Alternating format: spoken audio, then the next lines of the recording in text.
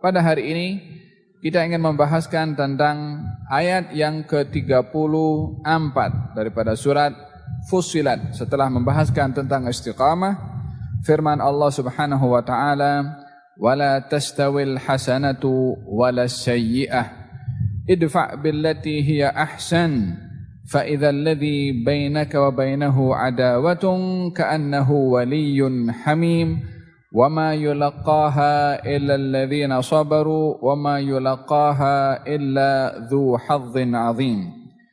Tidak sama kebaikan dan juga keburukan. Balaslah orang lain dengan yang terbaik, walaupun antara kamu dengan dia ada permusuhan, maka akan berlaku seakan-akan kawan rapat.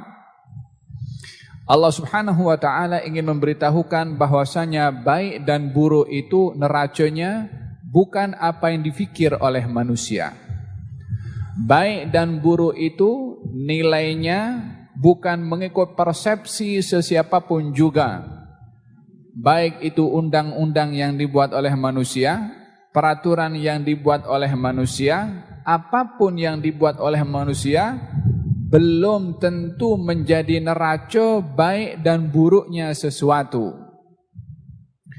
Karena terkadang manusia mempunyai peraturan dan undang-undang yang nampaknya baik menurut manusia, tetapi ianya adalah buruk di sisi Allah Subhanahu wa taala.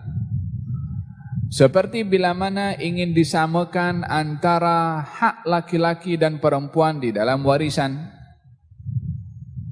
Mungkin bagi setengah orang akan melihat sama-sama manusia, laki perempuan tidak ada beza, maka dalam hal ini haknya pun juga mesti sama. Sama-sama bekerja. Maka nampaknya kalimat ini adalah memberikan hak atau membela hak.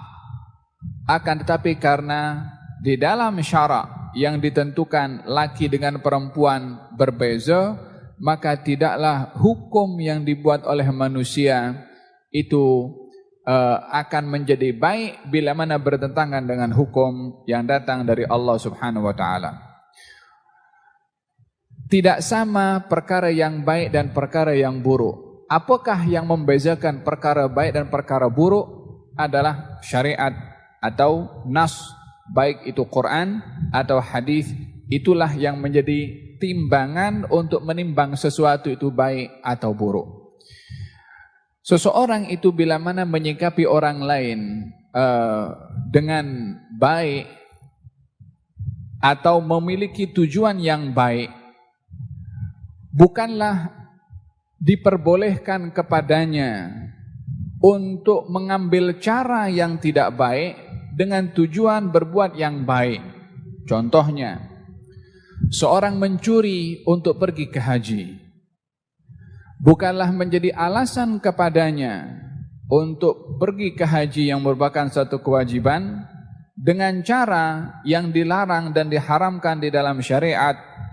Maka dalam hal ini tidak sama perkara yang baik dan perkara yang tidak baik. Tidak boleh dicampur adukkan. Tidak boleh menjadi tujuan yang baik dengan cara diambil dengan cara yang tidak baik. Tidak boleh menolong orang lain dengan cara yang dilarang oleh Allah Subhanahu wa taala. Ingin menolong jiran yang susah dengan kita menerima rasuah. Hal ini pun juga bukan dikatakan perkara yang baik karena caranya bertentangan dengan syarak. Dan dengan demikian tidak sama perkara yang baik dan perkara yang tidak baik. Apa neracanya? Syariah.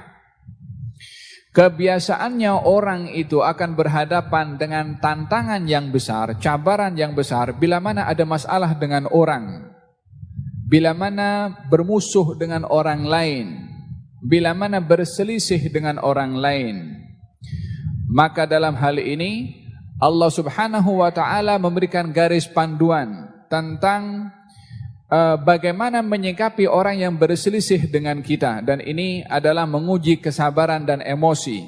Kata Sayyidina Abdullah bin Umar mengatakan ayat ini mengajarkan kepada kita bagaimana kita sabar ketika kita beremosi, mengajarkan kepada kita santun ketika orang menguji kemarahan kita, dan mengajarkan kepada kita memaafkan kepada orang yang bersalah kepada kita.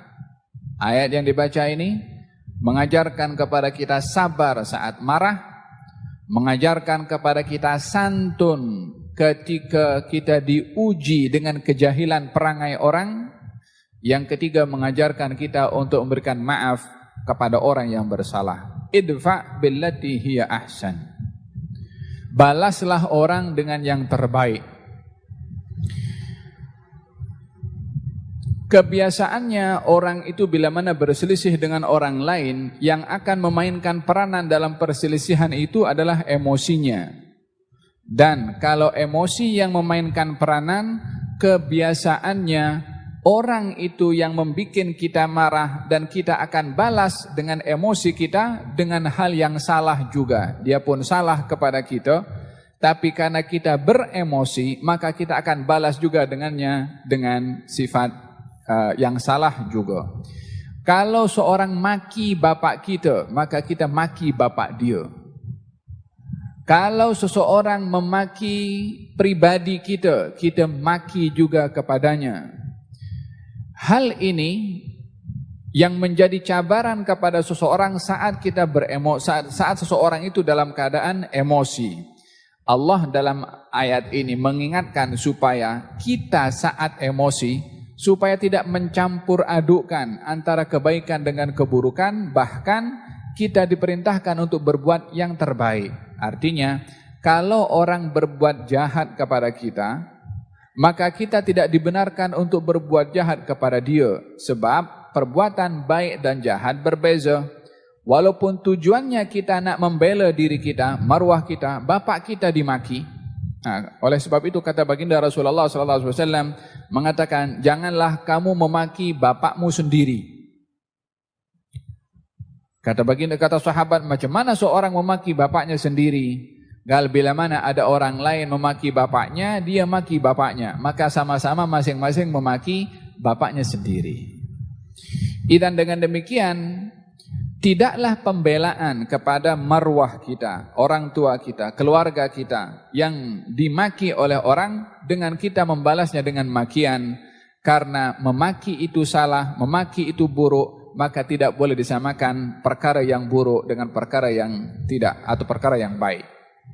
Idfa' billati hiya ahsan. Balaslah orang bukan dengan baik, tapi dengan yang terbaik. Idfa' billati hiya ahsan.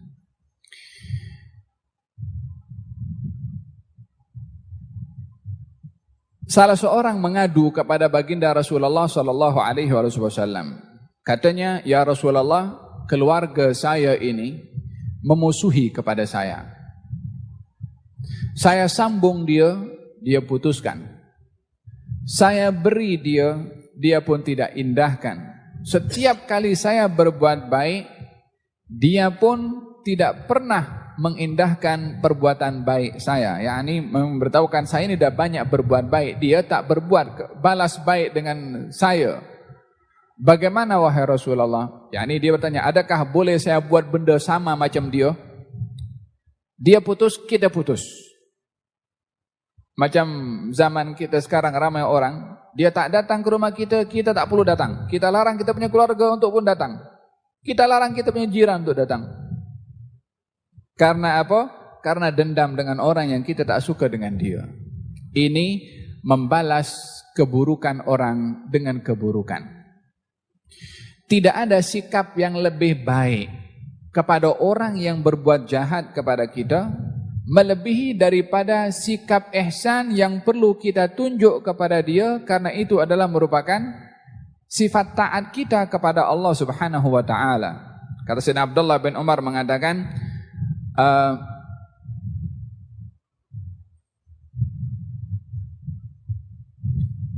tidaklah menyikapi kepada orang yang berbuat jahat kepada kita yang lebih baik dengan kita mentaati Allah dengan berbuat baik kepada dia. Janganlah kamu menyikapi kepada orang yang bermaksiat kepada Allah dengan berbuat jahat kepada kita. Janganlah kamu menyikapi kepada orang yang bermaksiat kepada Allah dengan berbuat jahat kepada kita. Berbuat jahat kepada kita kan maksiat kepada Allah, ya kan? Janganlah kamu menyikapi orang yang bermaksiat kepada Allah dengan berbuat jahat kepada kita. Dengan yang lebih baik kamu mentaati Allah dengan berbuat baik kepada dia. Yakni kalau dia bermaksiat kepada Allah dengan berbuat jahat, balaslah dengan kamu berbuat taat kepada Allah dengan berbuat baik kepada dia. Itu sikap yang perlu ada kepada seseorang bila mana menyikapi orang yang berbuat jahat kepada kita. Untuk tidak memandang kejahatan orang pada kejahatannya, tetapi melihat kepada kejahatan orang untuk menyikapinya dengan taat kita kepada Allah Subhanahu wa taala. Orang kalau tengok silapnya orang, kejahatan orang, dia akan dendam dan marah. Tapi kalau kita melihat kepada orang yang berbuat jahat, ini orang bermaksiat kepada Allah, bukan bermaksiat kepada kita. Karena kita dia bermaksiat, maka janganlah kita buat benda yang sama macam dia dengan bermaksiat kepada Allah Subhanahu wa taala dengan memaki ataupun berbuat jahat kepada orang tersebut. Oleh sebab yang demikian, baginda Rasulullah sallallahu alaihi wasallam ketika didatangi oleh seorang anak muda datang kepada Nabi sallallahu alaihi wasallam mengatakan, "Ya Rasulullah, saya ingin berzina." Ingin berbuat jahat, ingin berbuat maksiat. Sahabat marah, kata Nabi, "Tunggu dulu." Dipanggil anak muda itu. Diingatkan oleh Nabi, "Adakah kamu mahu orang lain berzina dengan ibu kamu?" Dia mengatakan tidak. "Adakah kamu mahu orang lain berbuat zina dengan adik perempuan kamu?" Dia mengatakan tidak. "Kalau dengan kakak perempuan kamu, kalau dengan anak perempuan kamu," disebutkan satu-satu keluarganya yang perempuan. Maka dia mengatakan tidak. Kata Nabi, "Orang lain pun juga tak mau macam mana kamu." Ingin memberitahukan bahwasanya perbuatan kamu itu akan menodai orang lain, dan tidak ada sikap yang lebih baik daripada perbuatan kamu menodai orang lain dengan kamu tidak berbuat yang demikian. Kamu tidak suka ahli keluarga kamu dilakukan demikian, orang lain pun juga tidak suka. Maka kata baginda Rasulullah mengatakan kepada sahabat tadi, mengatakan, kalau kamu, orang yang tadi sahabat mengadu tentang keluarganya, saya sambung dia putuskan, saya beri dia tak balas, saya berbuat baik dia tidak pedulikan. Kata baginda Rasulullah, kalau kamu kekal berada dalam keadaan demikian, masih berbuat baik kepada dia walaupun dia berterusan membalasnya dengan keburukan, maka seakan-akan kamu telah melempar debu panas kepada dia dan Allah menolong kepada kamu. Maksudnya melempar debu panas, selagi kamu berbuat baik kepada orang itu, selagi itu dia akan merasa tersudutkan, malu dengan sikap baiknya kamu. Semakin dia berbuat jahat, kamu semakin berbuat baik. Dalam hatinya dia malu dengan sikap kamu, dan kamu akan ditolong oleh Allah Subhanahu wa taala. Idzan ayat ini berbicara tentang konsep muamalah dengan orang yang berbuat jahat kepada kita. Untuk kita tidak terbawa dengan emosi, dengan membalas kejahatan orang juga dengan kejahatan. Tidak. Idfa' billatihi ahsan. Balaslah dengan yang terbaik. Wa idzal ladzi bainaka wa bainahu adawatun ka'annahu waliyyun hamim. Kalaupun orang itu bermusuhan sangat kepada kamu, musuh ketat, tetap kita tidak boleh bersikap buruk dan jahat hatta kepada musuh. Perbuatan baik hatta kepada musuh akan meredakan dan mengurangkan permusuhan orang itu kepada kita.